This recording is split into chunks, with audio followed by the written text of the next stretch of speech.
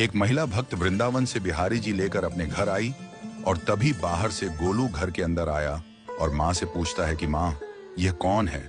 तो मैया ने बोला, ये भगवान है और ये ही हमारे मालिक हैं। अब तो घर में जब भी कोई नई चीज बनती तो सबसे पहले बिहारी जी को भोग लगता। पहले यह सब चीजें गोलू को सबसे पहले मिलती थीं। इससे गोलू बहुत छिड़ने लगा और मन ही मन ठाकुर जी को कोसने लगा।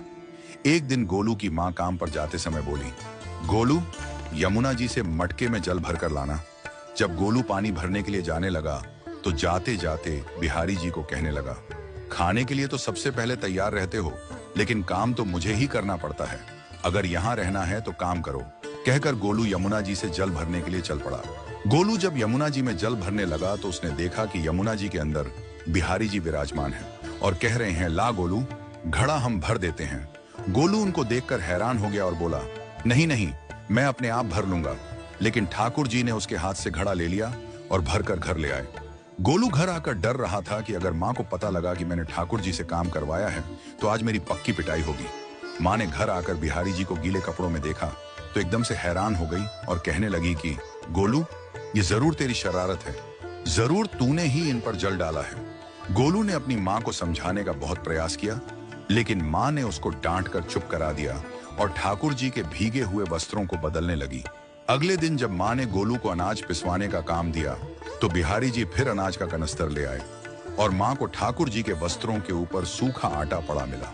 तो माँ ने फिर गोलू को डांटा कि तुझे पता नहीं कि ये हमारे भगवान हैं और तू भगवान के साथ शरारत करता है। आज तूने फिर इनके ऊपर आटा फेंका है। तो गोलू शपथ लेकर कहने लगा, नहीं माँ, मैंने कोई शरारत नहीं करी है। ये तो मेरे हाथ से गेहूं का कनस्तर लेकर खुद पिसवा कर आए हैं। गोलू की माँ आज बहुत गुस्सा हुई।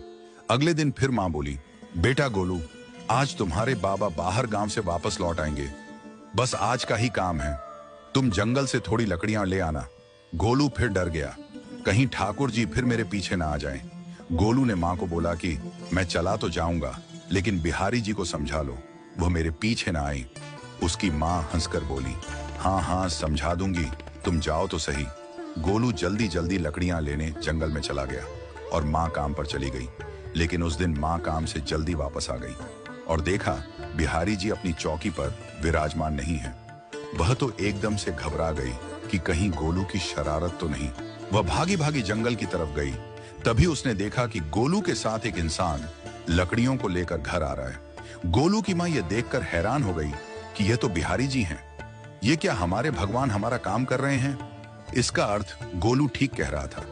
वह जल्दी जल्दी भागकर ठाकुर जी के पास गई और लकड़ियां उनके हाथ से लेते हुए उनके चरणों में गिरकर रोती हुई बोली, हे बिहारी जी, ये आप क्या कर रहे हो? मुंह गरीब का काम क्यों कर रहे हो? ठाकुर जी मुस्कुराते हुए बोले, हमें तो तेरे बेटे पर बहुत प्यार आता है। सब लोग हमें भगवान समझते हैं, लेकिन एक तेरा बेटा ही था जो हमको अपना मानता था। अपना मानकर वो हमें डांट भी देता था, हमारे साथ गुस्सा भी करता था, और जो हमें एक बार अपना मान लेता है तो हम उसके मान के लिए उसके ही हो जाते हैं।